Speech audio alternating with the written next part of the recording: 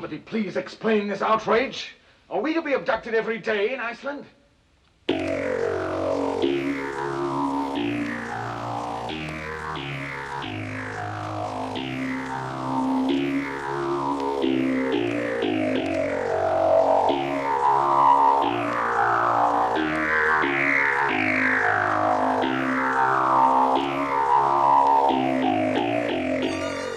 Good evening, guys and ghouls, and welcome back to Monster Craze Memoirs, a generational podcast about B-movies. I'm your host, Ian Garcia, and joining me as always is my father, Rocco. Hello.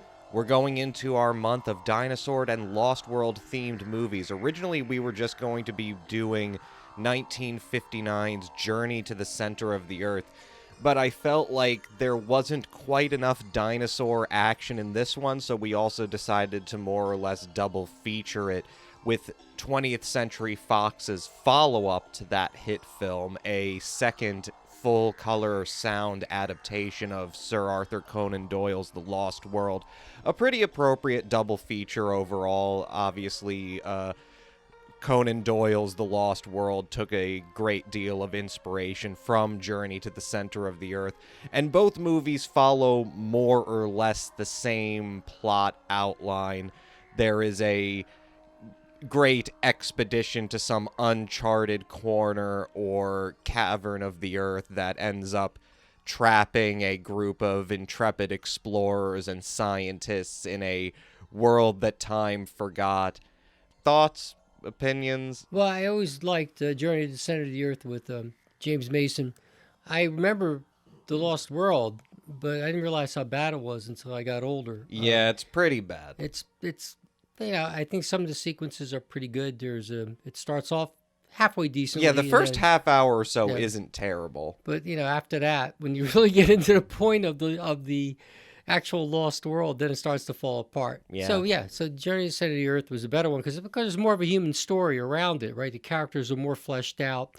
And there's some pretty good performances, I think, overall. So you have James Mason, who's a top-rate actor. Pat Boone does a pretty decent job acting, even though his Scottish accent isn't the best in the world. Yeah, but Pat I have Boone to admire the challenge. I mean, he seems like he did okay. Yeah, Pat Boone playing a Scotsman on the taxonomy of offensive portrayals of ethnic peoples.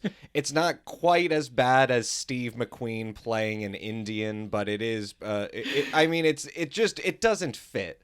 Right. Like, Steve McQueen wore sandals. So at least Wait, was Pat Boone Scottish or Scottish American? He's Boone. one of those good old boys. Yes, so it's possible that he has some Scottish background, but whatever's left in him. No, he's not Scottish. There's He's American. nothing the least bit Scottish about him.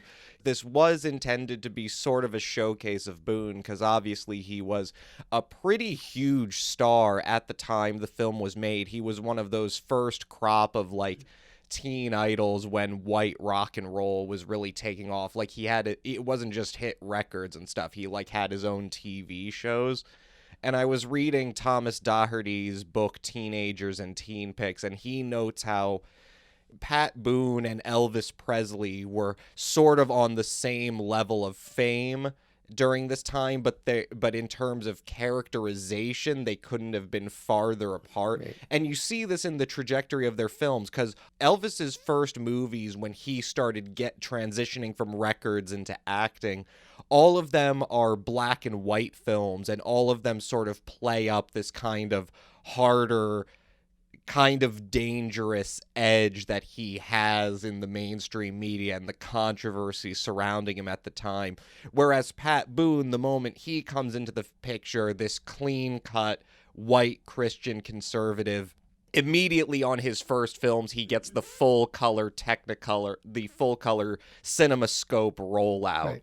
And you even see it here. I think Journey to the Center of the Earth is only his fourth or third film role, right, and he's already transitioning away from teen-driven films or rock and roll musicals and into newer genres like action, adventure, and science fiction. Right. And it's interesting, he never really did another kind of adventure movie after Journey to the Center of the Earth, although he does do a pretty good job. He kind of fits the role of James Mason is playing Sir Oliver Lindenbrook, who is this professor of geology at this Victorian school in In Edinburgh. Mhm. And Pat Boone is playing Alec McEwen, his prized pupil, who gives him this present of a rock of Volcanic a rock. volcanic That's rock. heavier than it should be. That's and upon Looks like a loaf of bread that's been burned. yeah, and upon examination reveals that it contains a second carved stone. It's supposed to be like some kind of It's a plumb bob. It's a plumb bob, yeah. And it has etchings on it that give directions how to get to the center of the earth, so Right. that they go on their It's own supposed to expedition. be. It's written in red, and the couple things they're improbable is the fact that if it were written in blood, it wouldn't last to blast the explosion that reveals the plumb bob. But yeah, aside from some of the well, let's face it, there are dinosaurs that aren't really done, but that's beside the point. The idea is the fact the center of the Earth is molten. It is not a. Yeah, That's all right. It's no, okay. But this is one of the cool. The mole people was cool too, right? Yeah, So, but this is one of the cooler things, yeah. and this does relate to the mole people, is like, Yeah. obviously, Journey to the Center of the Earth. It's interesting because in the book, The Journey to the Center of the Earth, the characterization between Lindenbrook and Axel, his nephew in the original book, the relationship is much more tense, and there's a lot more conflict just because Lindenbrook is a lot more manic and impulsive than he's sort of characterized in this new movie. Like, I think it's one of those things where James Mason isn't really playing a manic character. He's playing an enthusiastic one. I think that's a good dichotomy we got with the King Kong on that dichotomy of portraying like, oh, is this guy insane or is he just very enthusiastic? Just over enthusiastic. Yeah, exactly. But in the original book, Axel, his nephew, it's interesting, as they're going on their expedition, he's constantly trying to dissuade his uncle by bringing up to him the improbability that there are massive hollow channels underneath the earth, that he's bringing up to him the contemporary science that says it's probably just a bunch of magma like Right. millions of miles down. Right, and there is magma, right? Yeah, So they're not quite at the center. right. I mean, that's the thing, is that like Journey to the Center of the Earth as a novel is really much more connected to a longer history of sort of fantasy and esoteric writing about the idea that there is an interior of the earth, that the earth itself is hollow, and to the very present day there are still conspiracy theorists that abound, Sure. promoting the idea that actually the world is hollow and that for some reason the scientists of the world have just gotten together in order to create this conspiracy that no, there's just a bunch of melted rock in the center. Why scientists are so invested in telling people that the world isn't hollow is beyond me, although I suspect it might have something to do with protecting the lizard people that apparently live at the center of the earth. It's all a plot. Right? It's all a plot. Exactly. But I think the thing that works about Journey to the Center of the Earth is that, you know, the people who made this film, the producer Charles Brackett and the screenwriter Walter Reich actually talked about this in this interview I read in this great book, which is just interviews with screenwriters from the 30s and 40s in Hollywood. And what Walter Reich talks about is that he talks about the idea that Journey to the Center of the Earth, it's this classic of fantasy and adventure literature, but there's no real conflict at the center of the story. It really is just the story of these two scientists who go on an adventure. A bunch of complications happen, but it's, you know, it's a cyclically written story. They go into one part of the earth, they descend down one mountain in Sweden, they go through the center of the earth, they get coughed up on a volcano in Stromboli, and then, you know, the plot works all the way around again, and there really isn't a tremendous amount of complication in terms of the motivations of the characters conflicting with each other, because at the end of the day, it's more or less just a story that is about Jules Verne's mystifying the reader with all of the 19th century reader with all of these fantastic descriptions of the center of the earth and all the strange prehistoric animals that he describes, a lot of which isn't included in the movie. The movie is actually very limited in terms of showing the prehistoric world at the center of the earth. Like in the book, there's even a part where the characters encounter humanoids that are living at the center of the earth. Like there's a part where they encounter a 12-foot missing link sort of character who is shepherding a herd of woolly mammoths underneath in the That'd be Earth's a pretty core. cool scene. That would have been a cool scene, but it probably was a bit above budget. Yeah. But one thing Walter Reich talks about is how when he's writing the movie, he introduces that he has to round out the story by giving it a central kernel of conflict. And so in this case, with this movie, the thing that it adds to it is this idea of there being a race to claim the rights. Competition. It's competition to Right, claim by the center of the earth. Count Saskmussen, who claims that since he's heir to the actual. Boy, where have we heard that before? He's Yeah. heir to the actual whole thing underground. So Count Saknussemm, played by Thayer David. very well done. He Yeah. looks like a terrible character. He's sort of like a proto Bond villain. He's got that whole exactly. attitude That's a about him. great way of saying it. Yeah. But I was trying to place exactly where I saw a guy like that, but he's like Goldfinger. And he's actually the descendant of the 16th century explorer who is the one who created that Plumb Bob. the plumb bob and the Right. inscription. Well, and it's what's interesting so is- you have that angle of Yes, it. and that really does that. Like you just said, that is really cool that they do have this kind of conflict, which is not internal. Well, there is some conflict between the wife of the killed competitor, who's a scientific competitor and not a there's a bloodline competitor. Yeah, there's right? a lot of great misdirection at Yeah. the beginning Yes. of the movie, just setting everything up, because initially what Lindenbrook does is that he sends a letter to a guy named Göteborg in Sweden, who is supposed to be basically the most renowned geologist there is. He sends the plumb bob and the translation of the information on it to this Göteborg. Mhm. And he finds out too late that Göteborg has himself just gone ahead and gone on the expedition. And so now there's this ticking clock, this race against time in order for Right. Lindenbrook to reclaim his rights. And it's great because we see Göteborg and we see him actually having James Mason and Alec and Pat Boone kidnapped in order to stop them from staking their claim. But then by the time they are ready to confront him, when they find his hotel room in this Swedish inn, he's already been murdered. Right. And so then we introduced Arlene Dahl playing Carla, who is Göteborg's wife. Right.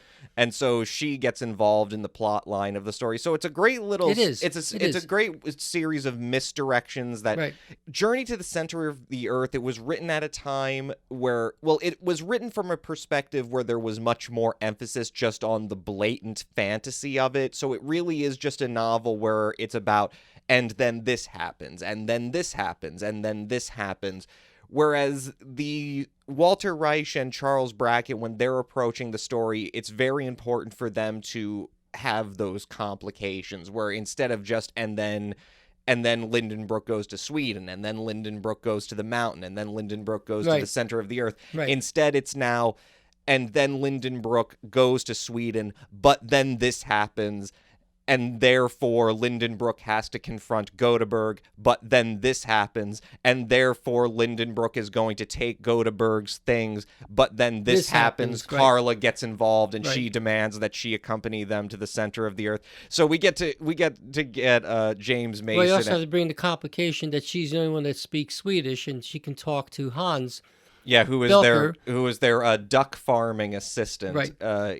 and of course Gertrude is the duck in this Yes, story. Very good animal. A character who basically is a deus ex machina vehicle. She's a hand of God that always manages to point the right way. Whenever Count Saknussemm attempts to misdirect the characters from the correct path that's been marked out by Göteborg, you can always tell that, like Gertrude always goes down the right path. Gertrude is always the one that forges ahead.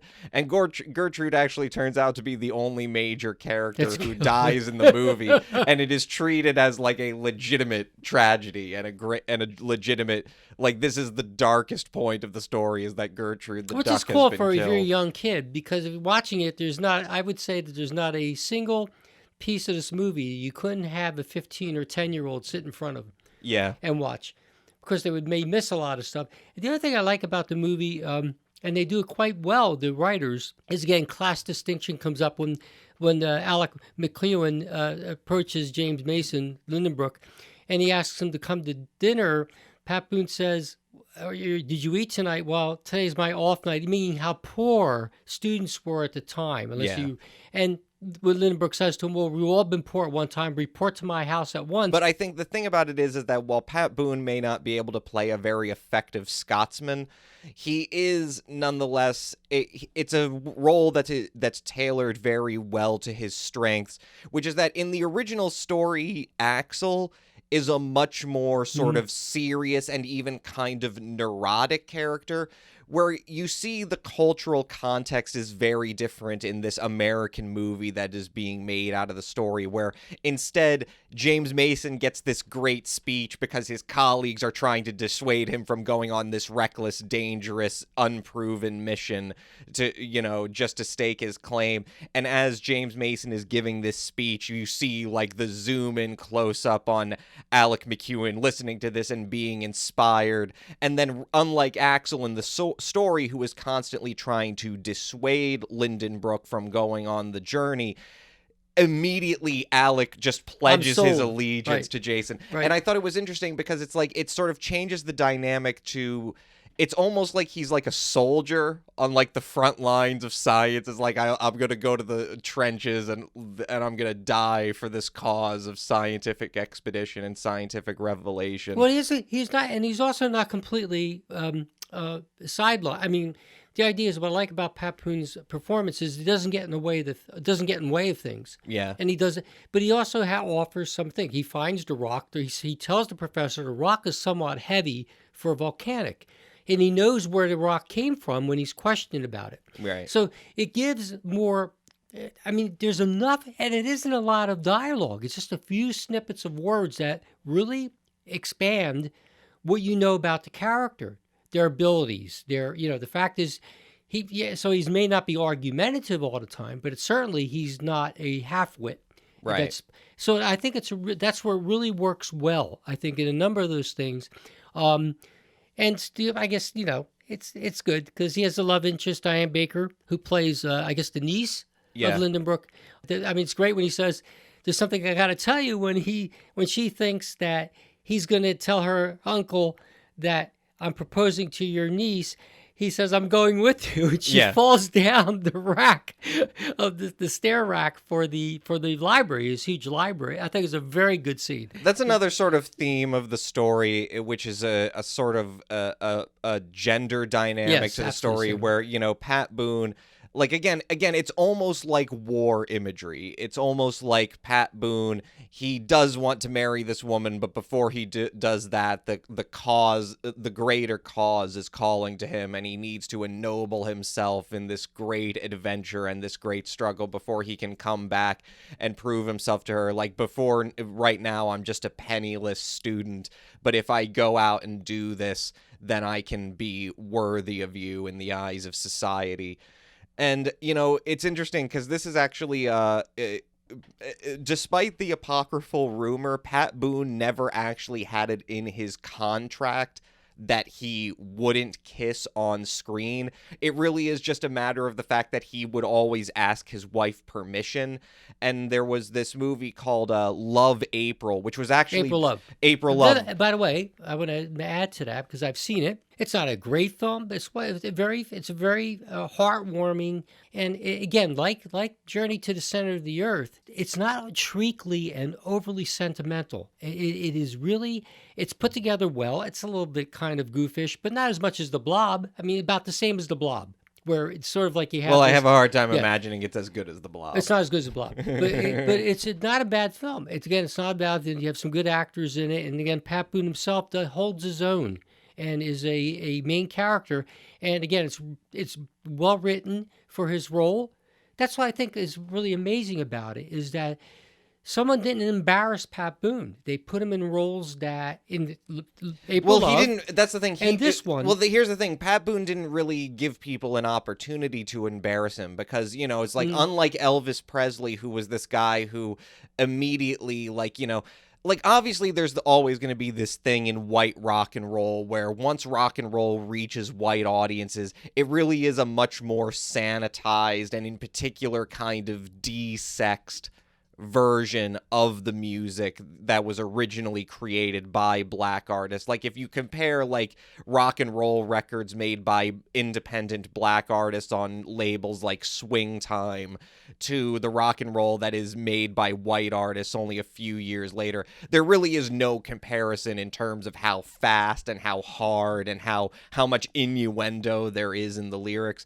But like, at least with Elvis Presley, you know, he comes out and immediately, despite the fact he's singing a kind of cutesy bastardization of the song, immediately he's singing his big single is a big Mama Thornton song, just a, you know, he's affecting, you know, he's more or less affecting a kind of, for lack of a better term, a black soul voice. He's singing deep from his diaphragm.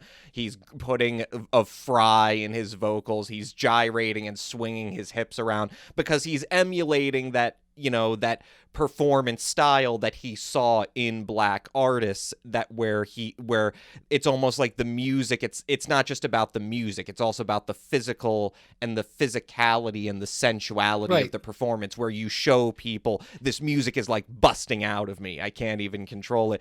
Whereas Pat Boone, on the other hand, he is like the definitive clean cut rock and roller. He's not the Elvis Presley. He's certainly not the Jerry Lee Lewis. When I was a kid, you know, Pat Boone always fancied white bucks. Now, white bucks was a type of shoe.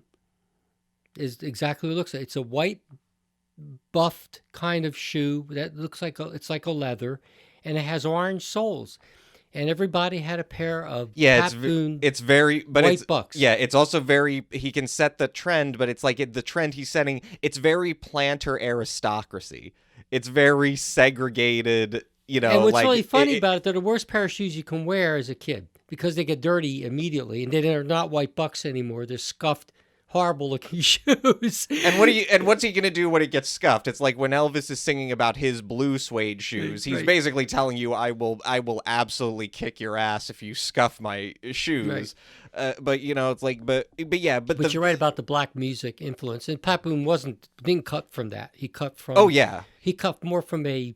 He was a Church of Christ Christian right. conservative, and throughout his career he was, and that's the thing, the quality of his music that he put out and the types of movies that he would agree to be in, he was always very attentive to the idea that I'm not going to do projects that I don't think support my Christian values. Right. And so what happened, the basis Christian values, right. And so that's the whole thing for him, is that like, well, it's not that he's against doing love scenes, it's that he doesn't want to do love scenes without asking his wife. He doesn't say, well, just because I'm an actor doesn't mean that I have the privilege of doing whatever I want. I have to consult my wife and see if she's okay with it and she understands it's a performance. So what happens with the filming of April Love, which was actually directed by Henry Levin, who also directed Journey to the Center of the Earth. Henry Levin, there originally wasn't a love scene in April Love, but one day Pat Boone shows up to the set and the director says, hey, why don't we do a love scene? And Pat Boone says, you can't just spring that on me at the last minute. I need to go and ask my wife. And so a day goes by, and in the day that goes by, somebody in the studio apparently leaks some information to the press, and now there's rumors flying around in the press that, like, studio trying to pressure Pat Boone to break his Christian values. You know, people are writing into the studio making the film saying, like, don't you dare make this man compromise his values, you Hollywood degenerates. And so he doesn't do a love scene in April Love because of the controversy, even though it really wasn't Pat Boone's fault. He was not trying to like start any controversy. So what's interesting is that with Journey to the Center of the Earth, this is actually Pat Boone's first on-screen kiss. And so and what I think is interesting is that the way Henry Levin directs the scene, he even sort of teases the fact that it is Pat Boone's first on-screen kiss. It really is sort of a service to his maybe his less conservative fans, or his teeny bopper fan base, who have just been waiting for him to do a love scene this whole time. And so the way he shoots it initially, when he goes in to kiss Diane Baker's head is in front of the camera, so it obscures their lip contact. So you think for a second it's like, oh, they're just faking it. But then he cuts to the reverse shot, and you can see clearly Pat Boone's lips on Diane Baker's lips. And you can imagine the teeny boppers in the audience is just going absolutely crazy. Like, he did it. He finally did it. There really is a lot of fan service to Pat Boone fans, because, you know, at a certain point in the story, he has to take off his shirt. Yeah, he has to take off his shirt. Not only that, like, basically at a certain... Nice and tan, too, for a Scotsman, right? Yeah, for a Scotsman, indeed. I have never known a Scotsman to tan that well. He was as dark as one of those lizards that I saw. Yeah, and the thing is that, well, yeah, it's the fan service of it in terms of the fact that, like, not only does he lose his shirt, by the end of the movie, he is the most naked of any one of the cast members. He has to cut his pants because it's hot. Yeah, he walks around in a salt mine. He's crawling around on the floor. Yeah, like, the movie, like, it's not subtle. The filmmakers are making it very clear that this is an element of the movie, that they are playing up the sort of sensual, raw masculinity of Pat Boone, sort of combined with this safe, anodyne, boyish American. Anodyne is the good word to say it. Yeah, American exceptionalism. I mean, you're not offended by it. You know, I mean, you're aware of it, but you're not offended by it. You know, I mean, it's not so overt that it becomes, you know. Well, he's sexy. You're quite aware of what's going on. Yeah. What the producers and what the director's trying to do. Like, just showing him showering under a mineral fall. It's product placement for Pat Boone. Yeah. It's fan service, yeah. Even right down to, obviously, Pat Boone was a musical artist primarily, and he does have one musical number in the opening of the film. He serenades Diane Baker with a song called My Love is Like a Red, Red Rose, which is sort of a faux Irish a Scottish ballad of a kind. But he was actually supposed to have two more songs in the movie, both of which are in the opening credits. They're listed, but they don't actually appear in the final film. You know, the original movie was really supposed to showcase Pat Boone much more by having these two musical numbers. And you can even see in the film the sorts of spots where it would be logical for the musical number to appear. Like when he's singing we see him when he's under the mineral waterfall where his shirt is off for the first time and he's scrubbing himself. He's singing a tune, but there's no lyrics to it yet. So you can automatically see, all right, this was the point where that musical number was supposed to go in. And in the scene where they're on the ocean at the center of the earth, he's playing this accordion that Diane Baker gave him, and that's another place where they cut out the musical number, because basically it just came down to, they realized that these musical numbers completely throw off the action of the story, that they just get in the way. Unless it's a musical. They always do, right? Well, that was the thing. It was supposed to be kind of a musical it wasn't My Fair Lady where you expect to have musical numbers. I mean, I get what they're saying about it. You know, so it's like, even when they when they come to the cavern of the prehistoric giant mushrooms, you know, there is a point where there's this non-diegetic Scottish jig that starts playing on the soundtrack, and everybody starts to do-si-do and sort of lead each other around the cavern. And so I'm just sitting this and watching it and wondering, like, was this another, like, musical sequence that was sort of cut down because they just realized that, like, this is just not working. This is just not a musical, you know? It was good. It's good. I mean, but I have to admit that the sets are wonderful. I mean, the sets are just stellar. Oh, yeah. The scenery. I mean, you could tell. I mean, some of the stuff. Some of it looks pretty. They went through a lot to get those sets. Well, right. This was a big budget movie, and again, we've been going over this since the very beginning when we were talking about the golden age of horror movies. A lot of the movies we've been covering so far haven't been B movies. These are big budget special effects extravaganzas. These are A pictures out of major studios that are basically their top line items.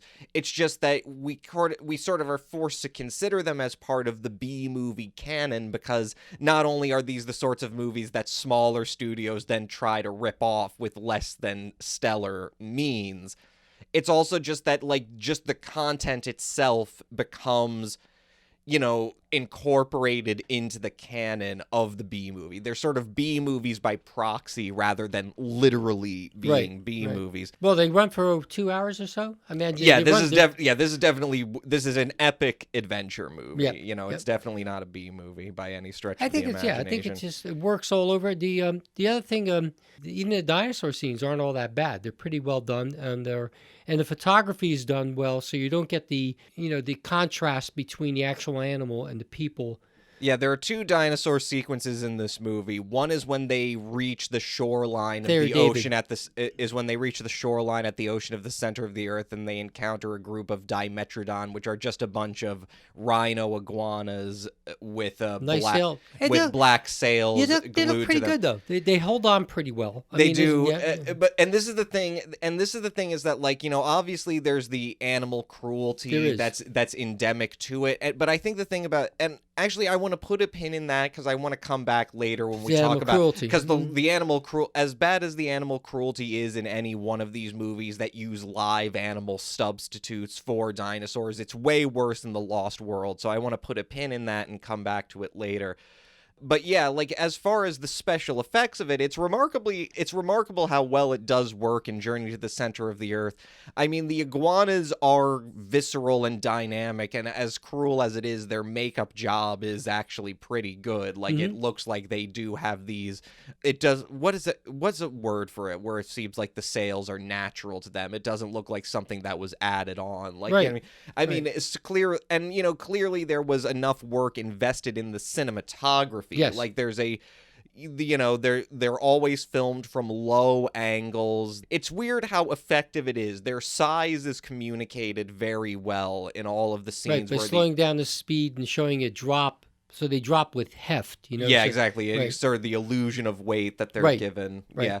And of course, there's another, I think it's I forget what the kind of lizard that it is, where at the end of the movie. Oh, yeah, it's not a dinosaur, but it's a lizard, right? It's a red caiman lizard. It's a beautiful little animal. Unfortunately, not one that I like to see a bunch of lava. Hot tar dropped on at the end of the movie. Like, that was not fun for me. No, and a lot of the animal cruelty, yeah. But yeah, let's put a pin in that. I did want to one more thing on Journey to the Center of the Earth, and this is an interesting thing that I literally only found out by just looking up. Every time I do research for one of these movies, one of the main things I do is that I'll take advantage of Father's library privileges from from the university that he works at to go into their online, you know, the various academic databases, and I will look up historical newspapers to try to get a picture of the narrative of the film as it arises. But the interesting thing is that when I was researching Journey to the Center of the Earth, this movie about a group of scientists that go to the center of the Earth, who make this grand expedition to find out the secrets that lay buried under the Earth's crust, I did find out something very interesting. Now, there's this quote that Professor Lindenbrook has. Again, this is where he's giving his speech to the skeptical scientists at the beginning of the movie, and he says, "Do you realize we know less about the Earths we live on than about the stars and the galaxies of outer space? The greatest mystery is right here, right under our feet." Now, around the same time that Charles Brackett and Fox were developing their adaptation of Verne's novel, there was a small article buried on page 32 of the October 21st edition of the New York Times that declared, quote, "Future historians of science may well describe our era as the one in which man first really began to explore his environment. It is appropriate today, as the grasp of our instruments and senses successfully reaches out toward infinite space, that we should also be planning to lessen the mysteries of what lies under our feet and under the sea of this planet on which we live." So that article is referring to a tentative thing called Project Mohole. Now, Project Mohole originates at a March 1957 panel on Earth sciences organized by the National Science Foundation, where geophysicist and oceanographer Walter Funk proposes drilling into the I don't know how to pronounce this. It seems like a sort of Czech word. It's like Moravisic discontinuity. Moravisic? Moravisic, yeah. Moravisic discontinuity, Right. which is the boundary between the Earth's crust and the mantle. Right. And basically, he's proposing this project to drill To keep into drilling. the Moho discontinuity in order to collect the first samples of the mantle. I find it interesting that contemporary to the making of Journey to the Center of the Earth, there is this project which is to drill into the Earth. And while that may seem specious in a way, I will call attention to those two quotes, one from the movie and one from that press article, because I think it's a very interesting thing of art imitating life, imitating art. Right. Because the press articles that I found about Project Mohole, which would not get off the ground until 1961, and it basically completely spun out of control in terms of funding and the inability to get a workable system for drilling into the discontinuity. But at the end of the day, I find it interesting that, number one, both of the press articles that I found on it explicitly refer to Jules Verne's Journey to the Center of the Earth. But what's also interesting about it is that I think it also clarifies some of the changes that Reich and Brackett made to the novel, which are not just a function of trying to round out the conflict of the story, but are rather sort of motivated, not intentionally, but motivated by the cultural context in which this adventure movie is being made. So support for Project Mohole, this was greatly facilitated by the aftermath, ironically, of Sputnik 1. So that's a big propaganda victory for the Soviet Union, because they're the first nation that successfully launches an unmanned aircraft into orbit. And so you have this revolution in political and journalistic support of scientific research and investigation at that time, because there's this perception of this great knowledge gap between the Soviet Union and the United States. And while this led experts to mainly focus on the idea of the space race, on the development of space exploration and manned spaceflight, Project Mohole, it's also, in a certain indirect way, it's also channeling fears regarding the Soviet Union's own advancements in the field of, not in space sciences, but in earth sciences. And in fact, I found out from an interview with one of the members of the American Miscellaneous Society, which is basically the organization of geophysicists and earth scientists who were behind Project Mohole, that they were able to successfully get the funds that they needed for the project, in part by playing up the idea of there being a knowledge gap, of there being a technology gap between the Soviet Union and the United States in this project. And so I thought it was interesting, number one, that just like in the movie, just like, again, these two writers, completely independent of each other, one in the realm of film, one in the realm of journalism, completely independent of each other, you see the writer of the movie having the character express the idea that we know so much about the stars and of the galaxies, but we know nothing about the world we live on. That is the terrain, the final frontier of exploration. And to quote another article I found in the St. Louis Post-Dispatch, here is something the very antithesis of the moon probe and orbiting satellite, yet promising revelations that could be as startling and dramatic. So you see just the same in real life, the idea of Project Mohole, the promotion of it being backed by this idea that, like, well, if you think space is a big deal, you should wonder about the dramatic revelations that we can find on our very planet, that this sort of unexplored terrain. So that was the first aspect of it that I found interesting.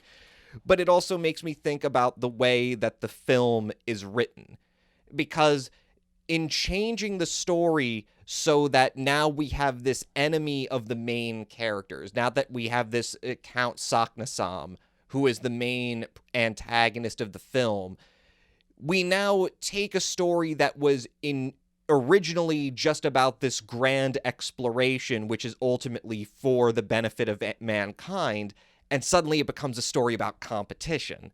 It becomes a story not just about competition, but international competition. There's this idea that it is dreadfully important that James Mason and Pat Boone, who, despite the fact that they're supposed to be Scottish, are like, sort of, like unmistakably American and sort of in their sort of identity.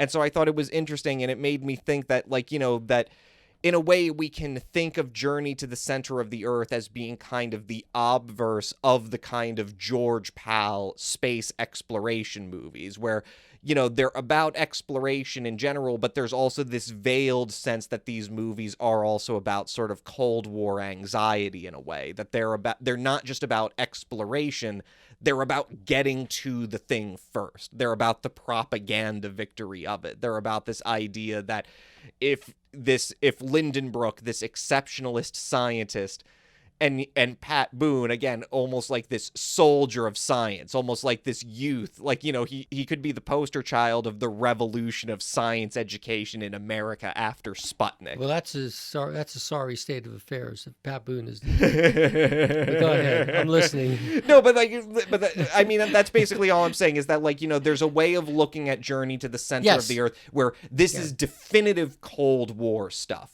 Because suddenly, I don't think it's definitive, but certainly it rhymes. Yes. Yeah. Because like you just said, you don't know if there really was an influence. It is fun. It is funny that Count Saxmussen is given as a foreigner, but in reality, if not mistaken, Hans Belker, his family has been honoring this family for years, apparently. So.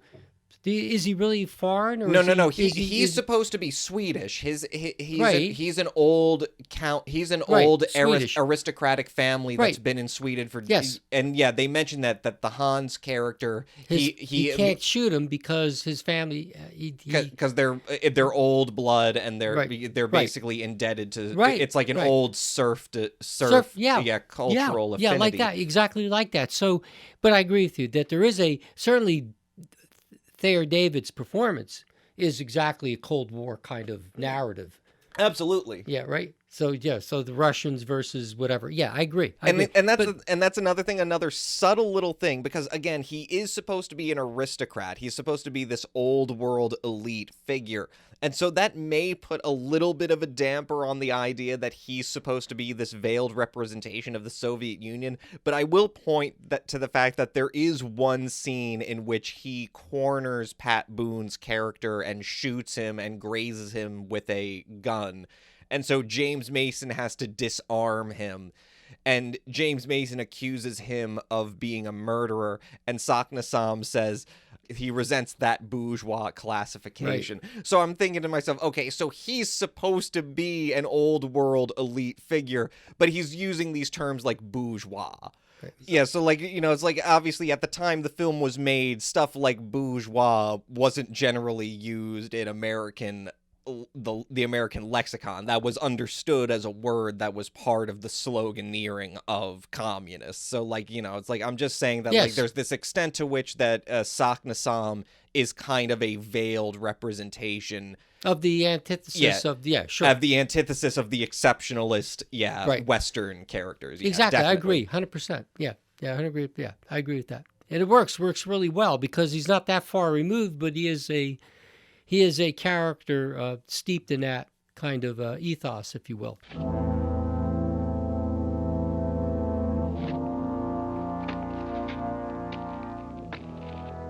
It's my servant.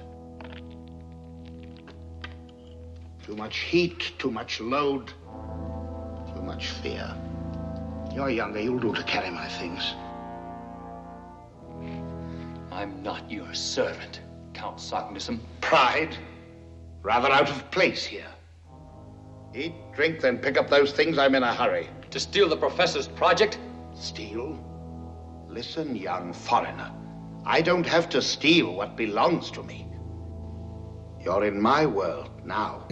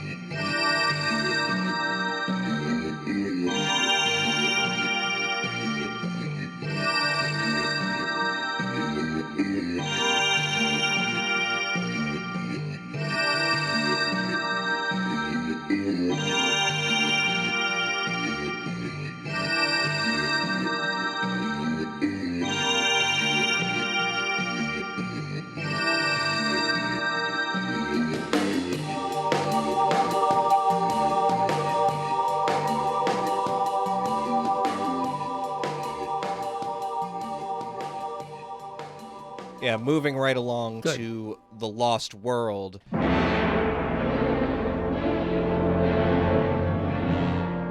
I think this is one where it's like it starts off really well, and we've got a stacked cast here because we have both Claude Rains as Professor George Challenger, again another of these sort of idiosyncratic scientists.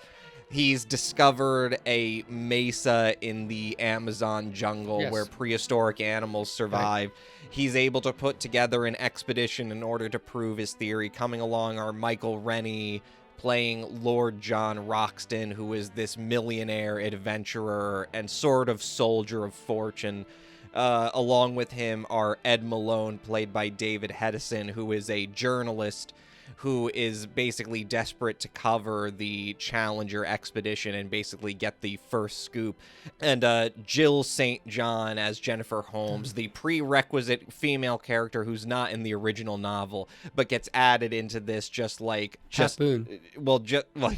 Just like Arlene Dahl was added to the Journey to the Center of the Earth to sort of add a romantic angle in order to spice up the kind of sexual chemistry of the story. So I think these are perfect sort of companion pieces, at least from a writing perspective, because again, it's like with Walter Reich and Charles Brackett's writing of Journey to the Center of the Earth, you see the importance of not just escalating stuff in your adventure story, not just saying, and then this happens, and then this happens, and this happens, but like actually introducing complications. With The Lost World, this is very much a story which is just, and then this happens, and then this happens, and then this happens, and where the complications do arise, they're just not particularly interesting or not just things that we haven't seen before. I think you can even boil down to like just the fundamental differences between the movies is that there is also an animal sidekick in this movie, whereas in Journey to the Center of the Earth, it was Gertrude the duck. Jill St. John's character, Jennifer Holmes, she has a pet poodle named Frosty. And I think you can tell the immediate differences between the movie, which is that Frosty does nothing throughout the movie except be cute. Gertrude actually is an active participant in the story of Journey to the Center of the Earth. She's an essential character who actually does things. Right, because in order for him to get... Right, go ahead. And moves the plot along. Moves the plot along, yes, exactly. That's exactly the good point. What I think is interesting is that, and kind of disappointing, is that Jill St. John's character, Jennifer Holmes, at the beginning of the movie, there's all this sort of pretense that is made of the fact that she's kind of like a new independent woman. That, like, you know, that she says that I can shoot a gun just as well as any man, like I'm an expert marksman. And then later on in the story, when Ed Malone is confronting John Roxton, Michael Rennie's character, when he's confronting him about the fact that, like, you shouldn't allow her, you shouldn't agree to let her on this journey, you shouldn't enable her because she's a woman in a dangerous environment. And he actually seems to affirm the idea that, like, no, she's a tough cookie. She's like, everything she says about herself is true. And I think it's interesting. Ed Malone says she's just trying to prove that she can do anything a man can, and it's going to get her into danger. And John Roxton is like, well, it's true that she's going to get into danger, but she's not doing it just to prove anything to you. She's doing it because this is in her nature. This is what she wants to be doing. But the moment that the dinosaurs show up, all of that stuff completely goes out the window. She cracks at the moment of least resistance. And, like, it's kind of disappointing because, like, I was really hoping, like, man, are we at least going to get a scene in which, like, she takes up a rifle and gets the one crack shot at something, whether it's in the eye of a monster or in a cannibal native, you know, it's like anything to give her some purpose in the story. Right. But she's basically as useless as Frosty the Poodle. She's just there to look cute and sort of cry, and it's just like, why did we have all that set up? I have no idea. She sticks out like a sore thumb, really. It just is just, I mean, and there are some pretty decent performances for Nata Lamas playing Manuel Gomez. He plays pretty good guitar, has a pretty good voice. I guess as a kid, I thought it was a pretty decent film, and then, you know, of course, you had this none of the dinosaurs matched up with what they're supposed to be. No, absolutely not. As they're called. So, but you just go ahead. You just say, you put yourself in cognitive dissonance and enjoy the film. Well, you try to extrapolate just a visceral pleasure from just the fact that Yeah. you're seeing a weird lizard in a costume. And it's just... Yeah, I think, the one parts that do work, I think, is there's some tension, that Manuel Gomez does have an ulterior motive. Yeah, this is the helicopter pilot and also their sort of jungle guide. Yeah. But talk about that whole revelation, finding a diary, and then for John Roxton to sit there and go through, keep reading. Okay, yeah. In a previous life, John Roxton went on an expedition to the Amazon with a group of people who were basically just diamond smugglers. They were looking for a deposit of diamonds, and basically what happened was that John Roxton got separated from his team. And once he realized that they were in danger, once he realized that, like, rather than basically joining up with them again, he basically just left them to die. He just basically sat in a gin joint there wasn't much he could do, right? I mean, there was a point where he didn't even, or was it was afraid to go, or was it the fact that he was so hamstrung by technical difficulties? No, it's not that he was hamstrung. Like, a lot of this is made of, like, this being like a big moment in the again. It's like character. Yeah, it's like I don't know why we're supposed to care about this, but like so poorly limbed. That's why. Yeah, because it's like it's all part of the romantic melodrama that's kind of inelegantly shoehorned into this adventure story. Ed Malone is in love with Jennifer Holmes. Jennifer Holmes is in love with John Roxton. Again, a guy who's like twice as old as her. And John Roxton admits, it's like, she's just more in love with me for my title. She isn't really in love with me. If she knew the real me, she wouldn't be in love with me anymore. And it's clear that you love her, but those are just the things. That's the way it works out. She needs to get over it. She needs to see the real me. She needs to see past the title. And so our learning through this diary that he knew they were in danger, but he basically admits it. He admits that, yeah, I just left them to die because I didn't feel like it. I felt like getting drunk in the Amazon and not doing anything. I felt like if there's nothing in it for me, why do anything? And so this is a big melodramatic character moment, and it's also the thing that sort of switches so Manuel Gomez, played by Fernando Lamas, now this begins his second act motivation. That's like, well, one of the men who died is someone who was a good friend of mine. He was like a brother Santiago, who was like a brother to me, so now I'm going to kill you. So in the third act, I'm going to threaten to kill you in order to, and steal the diamonds. They also find diamonds.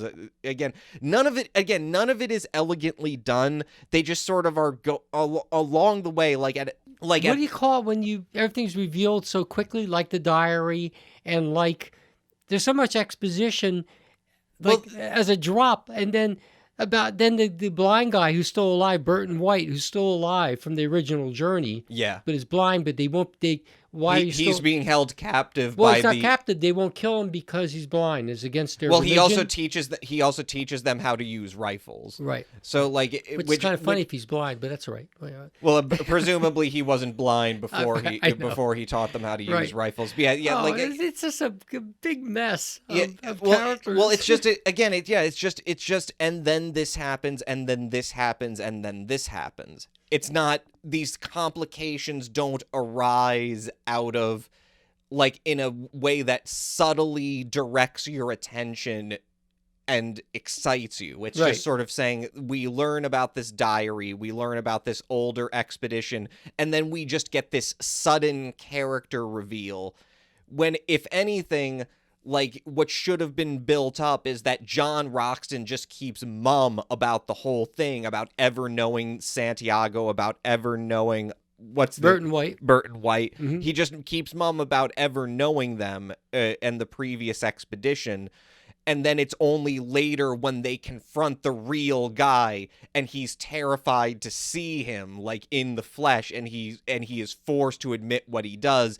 And then that's what and then Gomez, rather than immediately expositorily revealing that, that at some scene that Santiago was my friend and that I had because he has this. Was a friend or brother? Well, was he no, really a brother? Because he I has think a he was locket with yeah, both he has his a pictures. locket around his neck. Right. It's like, yeah, he has a locket around his neck with both of their pictures in it. But yeah, it's just and then they're escaping the cannibal natives, and then as they're going through like the subterranean cavern, which is the only way off the mesa, they just discover diamonds there, and then Costa, who is basically the South American stereotype character, who is basically just there to be, number one, a crybaby. He's the one who completely has a nervous breakdown first. At the moment their helicopter is destroyed by the first dinosaur, he's the one who immediately starts panicking, except he also then tries to rape Jill St. John for some reason. Not Jill St. John. Bettina Marcus playing the native girl. Again, and then this happens, and then this happens.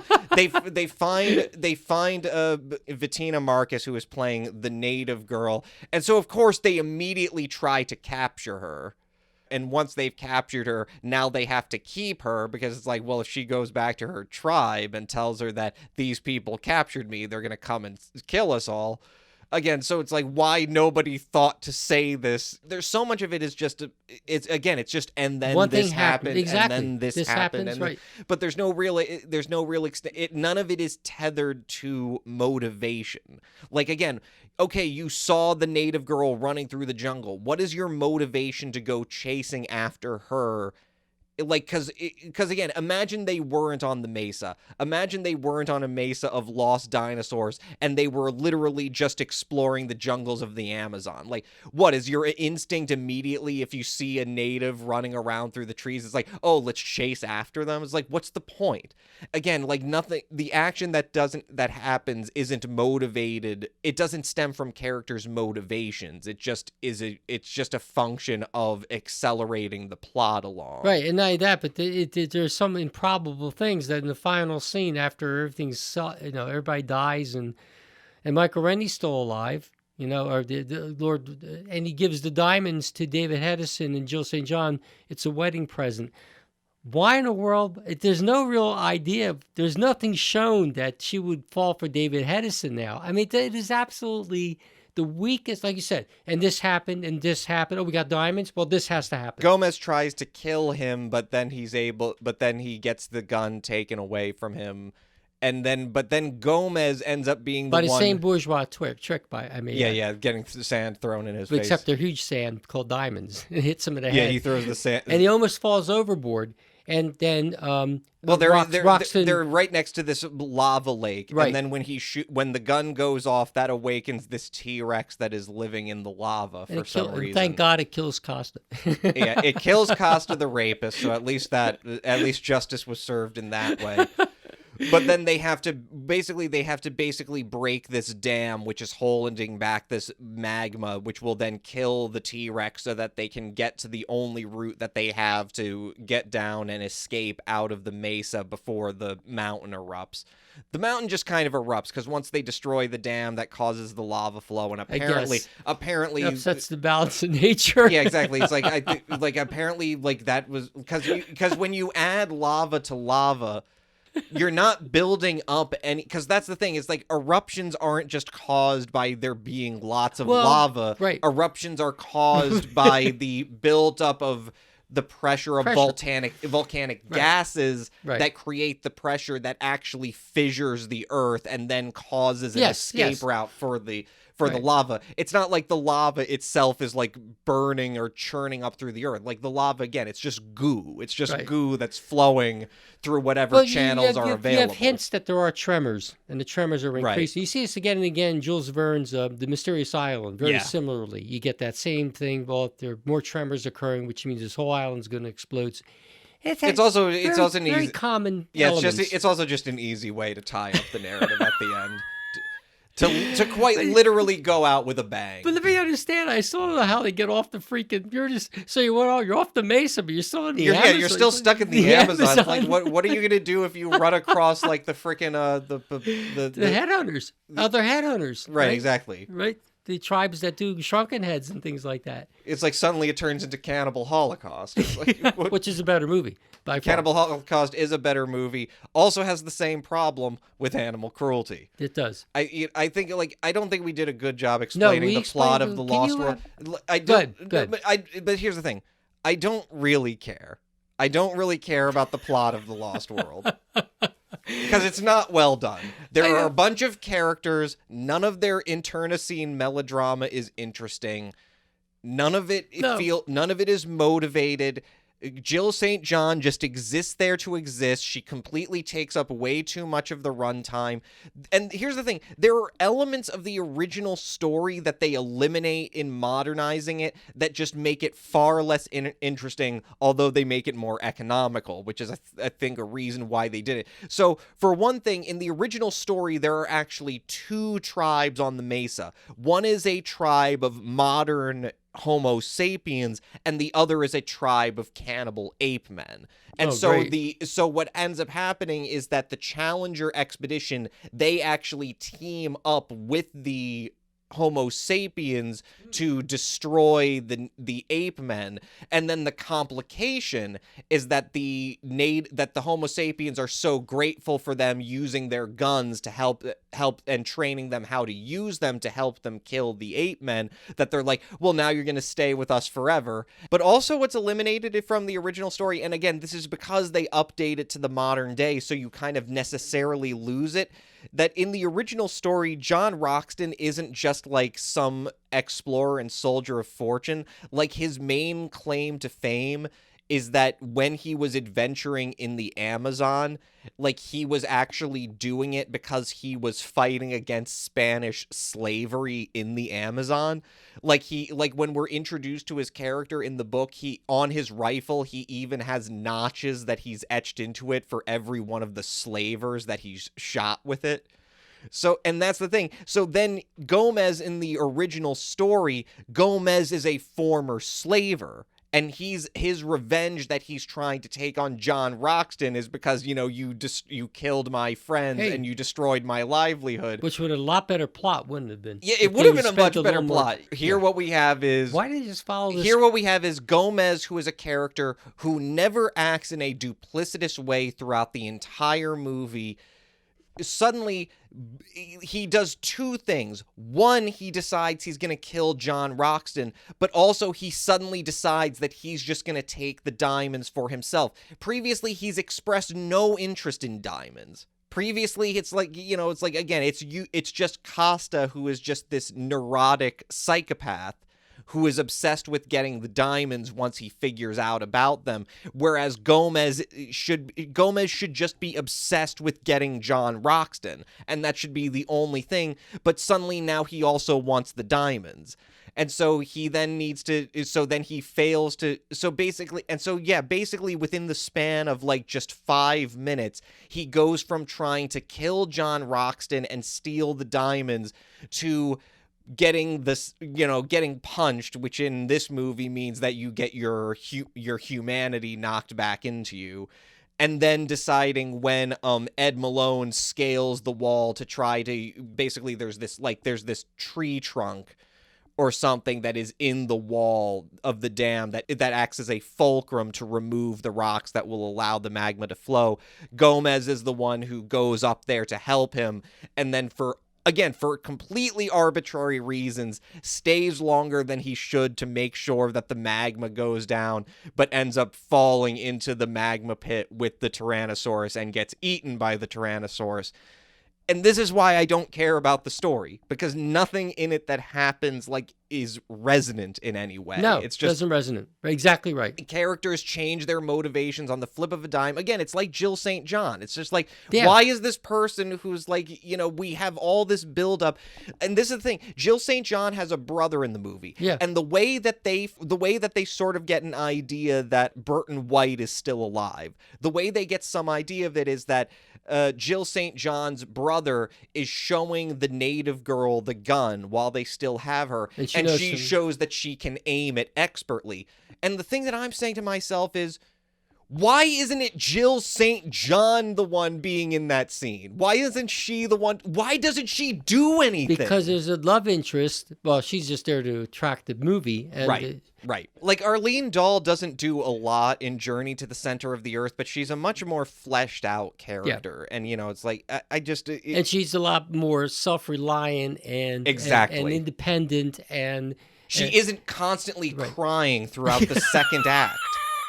She pulls her shit together. She's, she's perfectly prepared. Jill St. John, it's like she's just, like, her whole thing is that everything is pink. Like, there's this whole gag that is made about the fact that when they arrive at the hut, because she comes on a separate flight, and so they're looking at the luggage that has all come before them, pink and boots. all of her shit is pink. Yeah. And it's just the most patronizing bullshit. Yeah.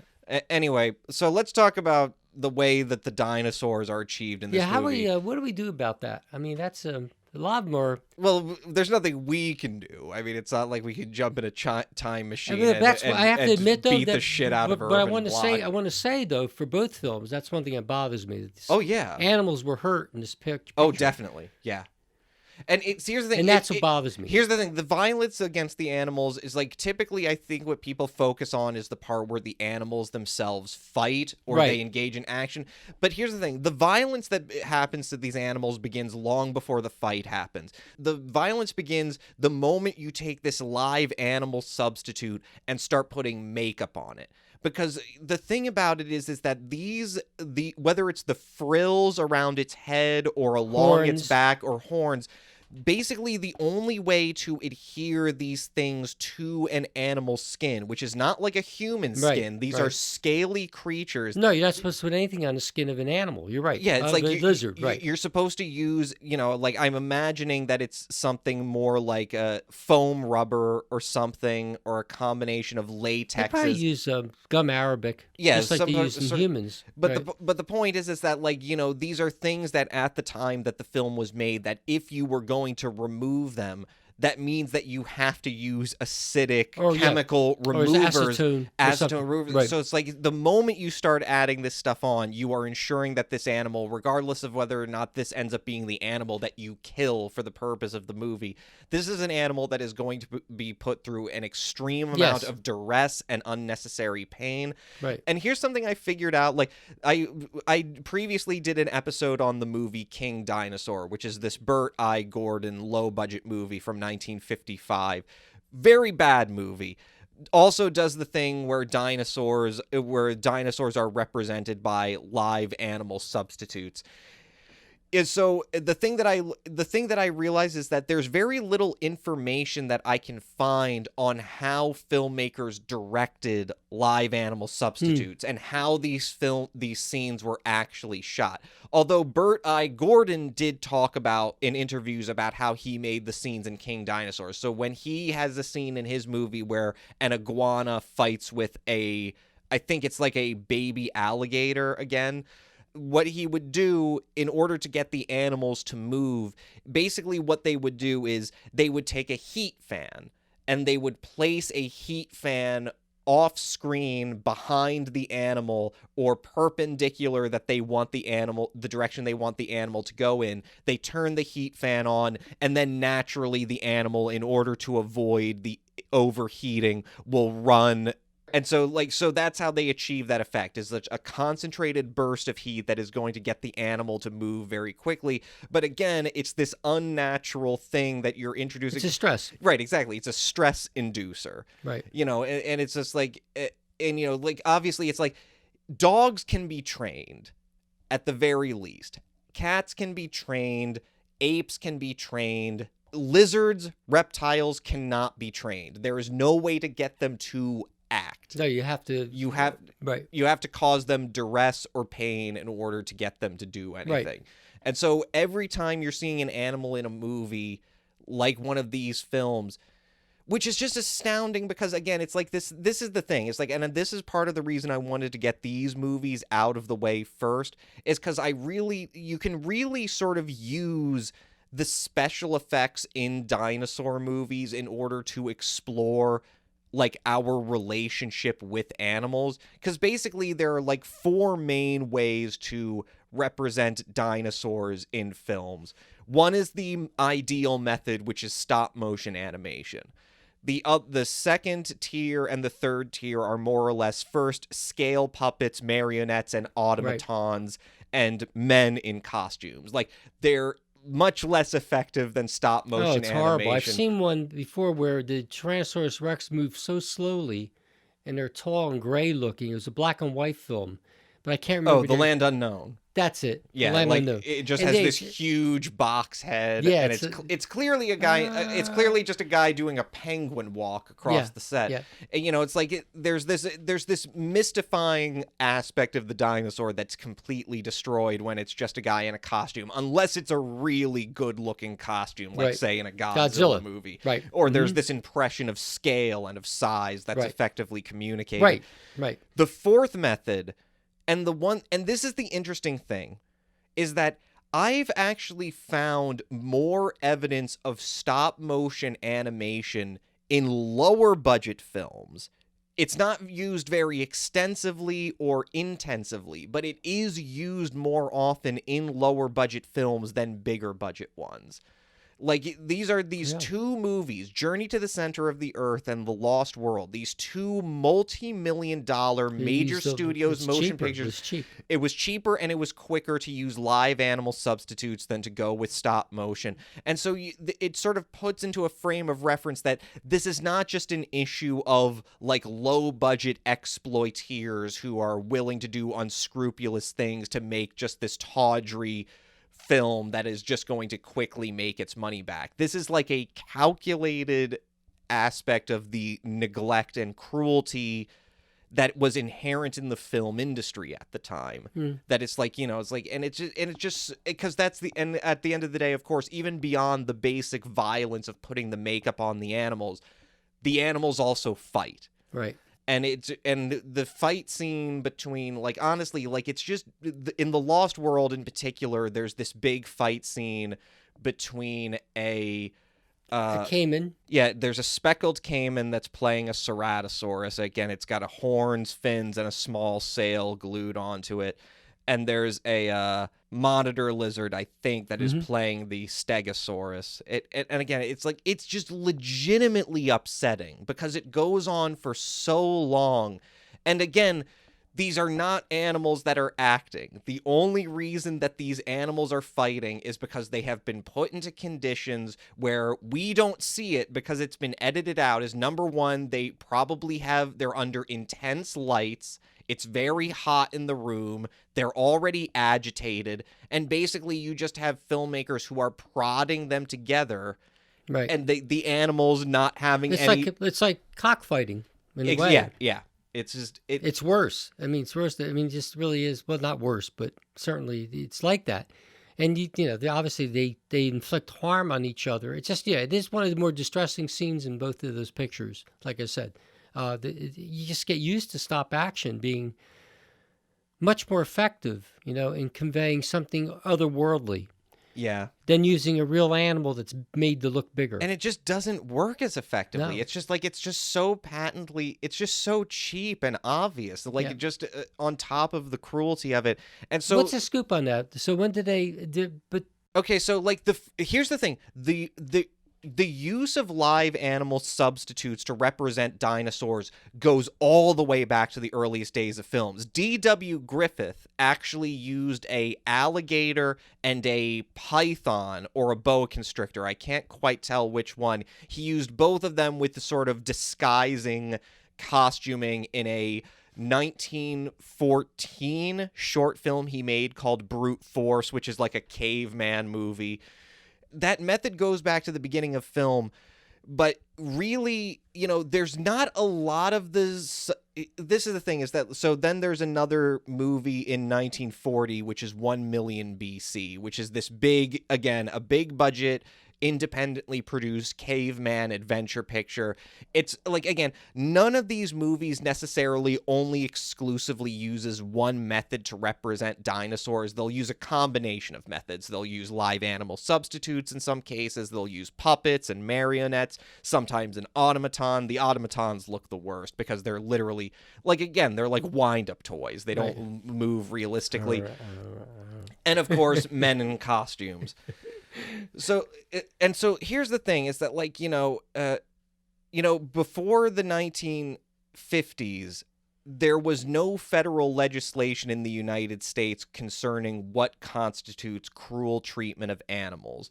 But before 1950s, yeah, but there was humanitarian activism going back to the early 19th century at least, and the first state law against animal cruelty was passed in New York in 1928. Throughout the 19th and the 20th century, there's sort of this big explosion in humanitarian movements. The humanitarian anti-animal cruelty movement, it sort of becomes a part of the tableau of calls for moral censorship that get leveled against the movie. The idea that animals in particular are being exploited and put through incredibly strenuous and violent circumstances, that they're being neglected when they're being kept, and there's not enough control for risks that are being taken when the animals are being featured in these films.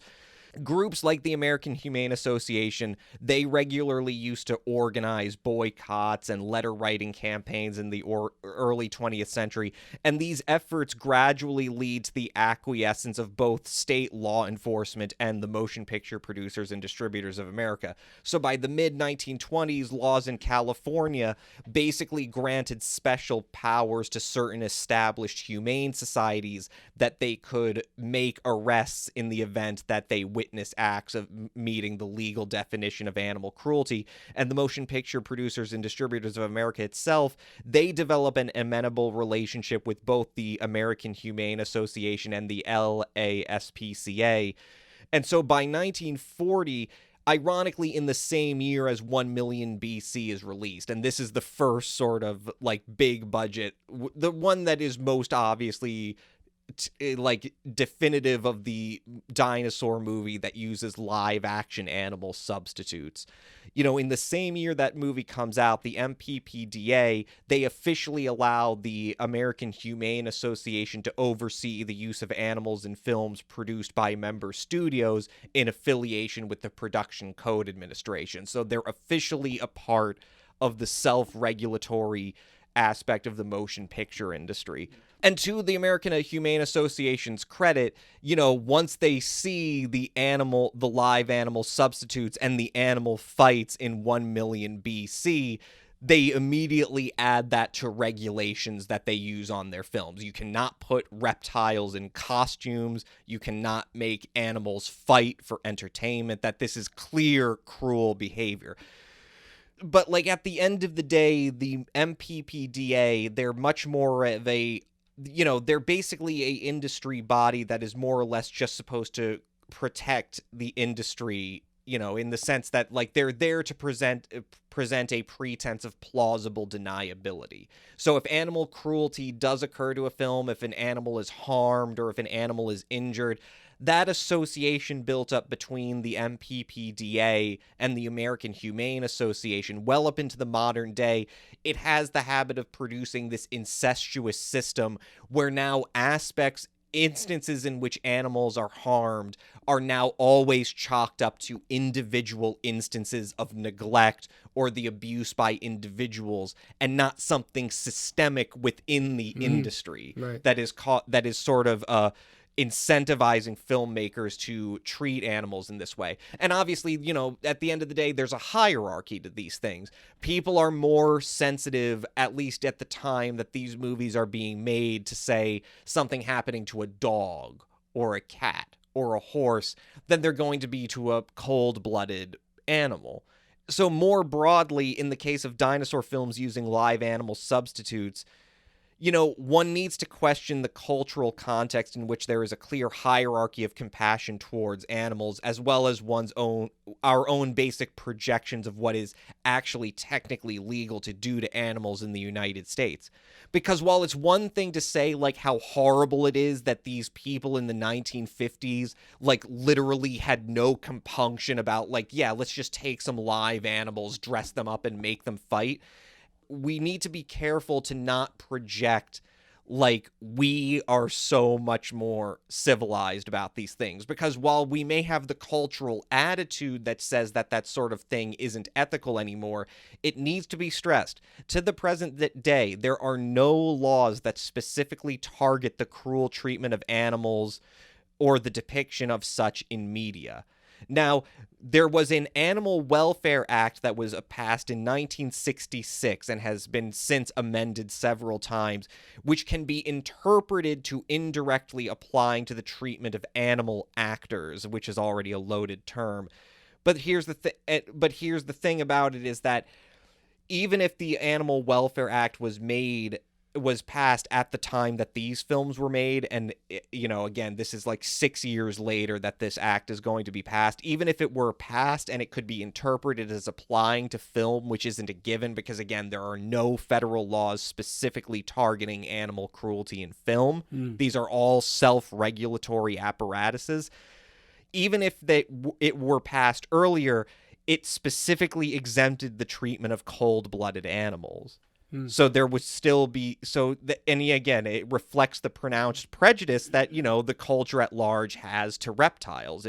But again, like even well up to the modern day, like right now, the American Humane Association's guidelines, the ones that they work with the film industry in order to enact on their productions, those are the only regulations that directly apply to the uses of animals in industry. There are no, we haven't really solved the problem. I think a lot of it, though, is more now people going to see films.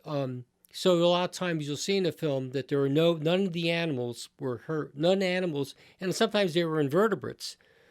No animals were actually hurt in this film. They'll even state that in the film. Well, The Life of Pi was a big controversial example of this, because that got an American Humane Association seal saying no animals were hurt during the making of the film, but then investigative journalists found out that a tiger did in fact drown during the making of the film. So like again, it's like, but a lot of that was CGI, wasn't it? It was CGI, but like there were were scenes where they had, at the very least they had a live action reference, because it's like it's like this is things that I get you. Again, you can't do everything just with CGI. You need like live action references for lighting and for physics and for stuff like that. And there was a tiger that I think got killed during the filming of Life of Pi.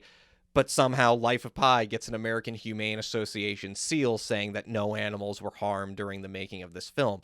So like again, this is the issue. This is what happens when you don't have federal legislation that is explicitly targeting the treatment of animals in the film industry, and it is left up completely to the incestuous relationship between bureaucratic bodies, basically, one representing the film industry, one representing humanitarian activists, to basically self-regulate one another. And basically what we have is the worst of both worlds.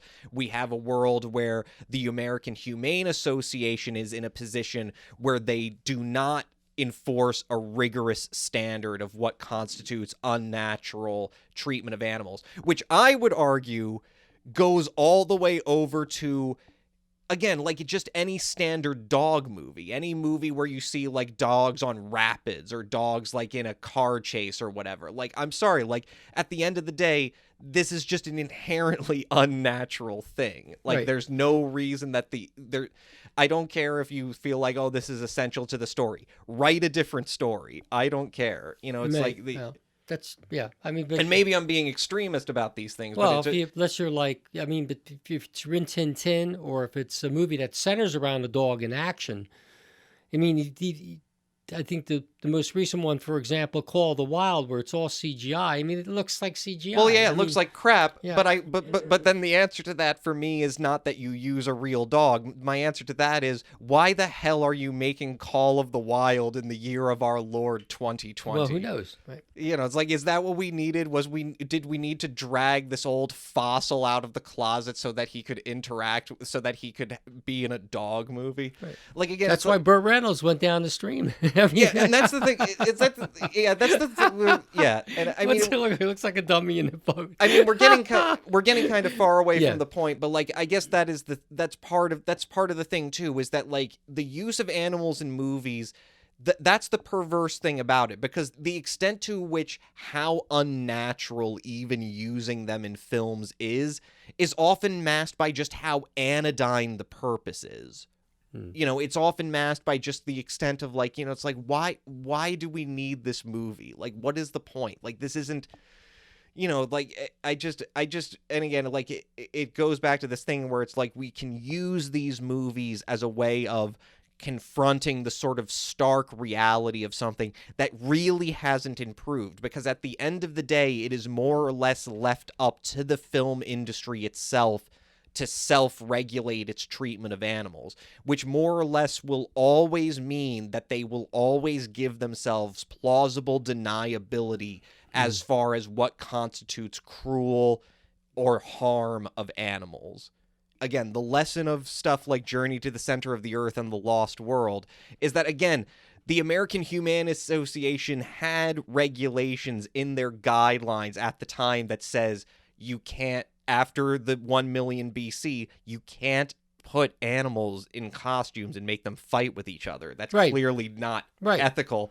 And they did it anyway, because it didn't matter, because there's there's nothing regulating them. No one's going to get punished if this is what they do, because there's no laws that are specifically targeting them.